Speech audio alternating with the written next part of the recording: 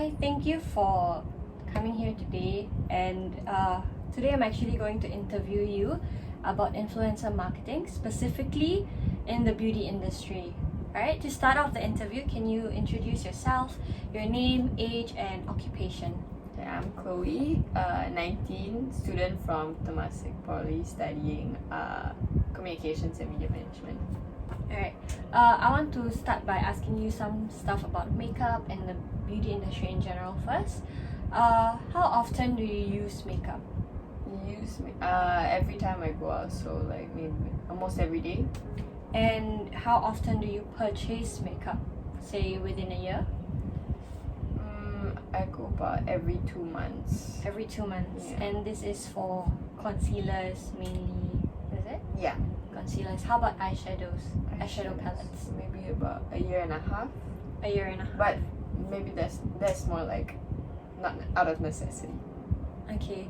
So when you're on social media, say Instagram, how often do you actually see beauty brands promoting their products? For example, even paid ads or through influencer marketing collaborations? Yeah, so now it's mostly in collaboration with social media influencers. Not much paid ads like on TV or print, but maybe more on YouTube video ads. Yeah. Okay. When you think about a beauty brand's marketing strategy, what comes to mind the most? You mentioned earlier influencer marketing. Yeah. Can you elaborate a little bit further on that? Say, can you easily name an influencer to a specific brand? Okay, so Jeffree Star always with Morphe, and Jaclyn Hill also with Morphe, and Bretman Rock is around does quite a few with different brands. James Charles, I think with Morphe as well. Yeah, those are the few I've seen. Alright. Do you look into these influencers as a form of recommendation? For example, when they are actually marketing their products or the product that they have been sponsored by, with, do you see it as a recommendation? Would you follow this recommendation to purchase this product? I wouldn't say it was like a recommendation. I would just say that it's not they wouldn't say it's a must-have. It's more like I'm paid to advertise for this product. So yeah, but I usually I don't follow those recommendations anyway. Okay, so do you think they are even effective, social media influencer marketing? Yeah, effective to a certain extent. I mean, people who can afford it will get it, but those are like those that are in doing like makeup professionally. But I think for like normal people, not really. Can you name 5 to 8 beauty social media influencers and perhaps identify a word? This can be any word that would tie into them as a person or them in a situation within the beauty industry. Okay, I can name 5, but I think the only word I can tag to them is controversial, because that's like with almost every beauty influencer now. It would be Manny MUA, James Charles, Jeffree Star, Jaclyn Hill, and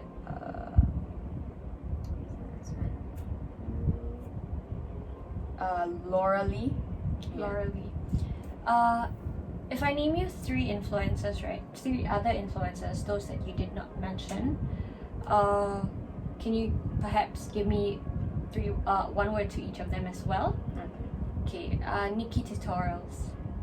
Very transparent towards the end when she came out with like her coming out video of her being trans. Yeah. Bretman Rock.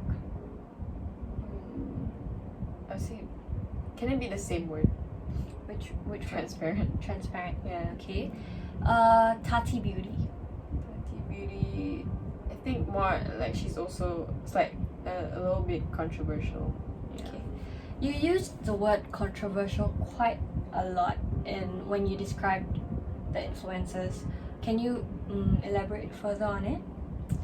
I mean, they've had a lot of I mean, all the ones that are controversial, they've had like they've been sort of cancelled. Like they've had stuff where they have not been honest about, and like they've been called out for it, and yeah, they would come up with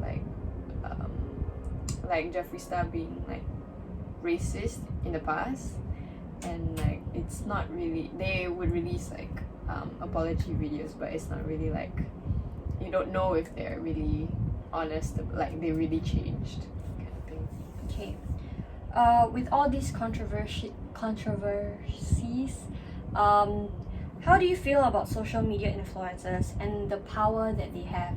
When I'm referring to power, it can be their influencing ability, convincing ability, their following rate, and even perhaps the ability to shy away from any consequences should there be any controversies.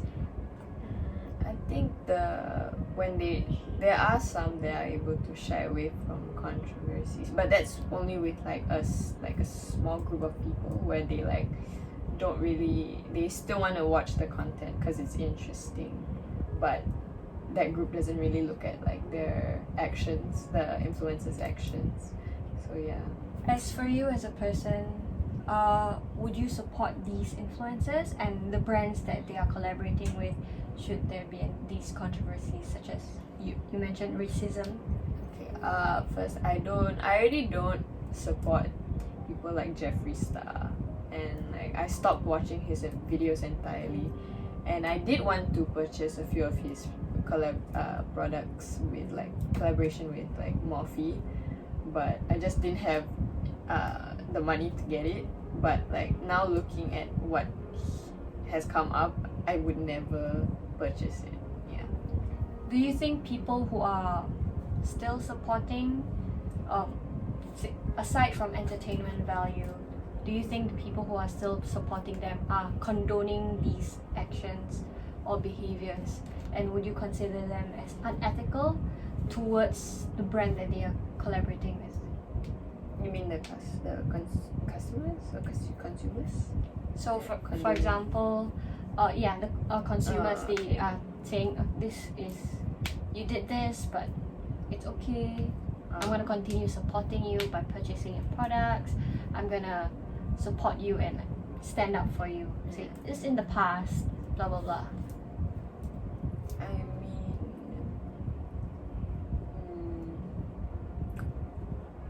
I think that personally I wouldn't, but if like, I mean, you can't really like totally destroy a person's life. I mean, if they apologize for it, you just give them the benefit of the doubt. Yeah, but at this point, I don't think like supporting them entirely would be a good idea. It's sort of like still giving them like they do bad things, and then they're still like, okay, yeah, I'm still gonna continue doing that because like people are still gonna buy my products anyway. Yeah. When you look at a brand's reputation or image, do you think the collaborations with the social media influencers reflects on the brand? Not really reflects, but it's the same thing with consumers. If they're gonna like do a collaboration with this beauty influencer that has done controversial things, then I don't think I would buy from them as well. Maybe not like their normal products. Like I wouldn't buy their collaboration, like collaborated products. Yeah. Do you think for other people these collaborations, they affect the consumer's purchase decision with all the things that's happening in the beauty industry? Yeah, I think it does affect. Negatively? Positively? Definitely negatively, but it's like almost everyone still wears makeup. Yeah, it's maybe just like with certain brands. Yeah. What is a common theme in the beauty industry that would relate to brands and social media influencers are like a theme? Have you taken literature in the past? A little bit. So in the past, you would say this certain paragraph from Romeo and Juliet was very dark and foreshadowed death, for example, stuff like that. What kind of theme would you describe the beauty industry? I would say very, maybe not can I say transparent? Not transparent. Not transparent. Yeah. Okay, so with them not being transparent, this could be with regards to collaborations. Collaborations, also when like companies put in like those unethical ingredients in them, like mica powder, I think, when it's like not sourced properly and they use like just unethical, and like the ones that don't pay their workers to find the good mica powder. Okay, what do you want to see more from beauty brands? I would say transparency, because transparency, like you don't know what's going on behind the scenes, and it's like if I wouldn't want to support this brand that does unethical things. So yeah, I think that's how about social media influencers? What do you want to see more from them? Same thing, transparency, like Bretman Rock, Nikki tutorials.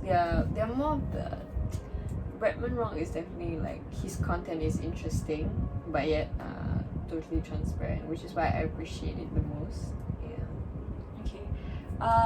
This is pretty much my last question. I just wanted to ask you about other marketing strategies. You're rather familiar with them, yes? Yes. Okay.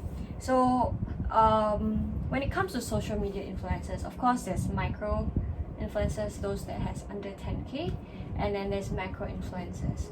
Which would you be more likely to support? I would be more likely to support micro influencers. Why like, would that be? I think it feels more like for you kind of thing. When when you look at macro influencers, they're just aiming at everyone. It doesn't feel very personal, and it's like at that point they're doing it for the money. Micro influencers is more like I'm pretty sure they still have their morals, and they wouldn't like share about a product that's like promote a product that isn't good. If you were a marketing strategist for a beauty brand, would you continue using social media influencer marketing as one of your top strategy when it comes to promoting products, or would you look into other strategies, looking at how everything is going on with the beauty industry with all these controversies? I think I would still do the social media marketing, but just not really just with micro influencers. Maybe some that are more on the macro side, but like still have their morals and stuff. And I think I would do emphasize more on paid ads on like YouTube. Yeah. Okay. When it comes to user generated content, so this would mean reviews from real people, those that they wouldn't consider themselves as influencers, those that wouldn't be promoting the brand with like sponsorship because they were sponsored, etc. Do you think user generated content is more effective than influencer marketing? Yeah, I think it does. Maybe like a group kind of thing, or like if I was a marketing strategist, I would like maybe come up with a video for like the social media pages and stuff to release like different people reviewing a specific product. And this would come off as a more real, relatable, transparent brand, you would think. Okay. Is there any other comments or opinions that you have about the beauty industry and with regards to social media marketing? No, I don't think so. No. Okay. Thank you for joining me today.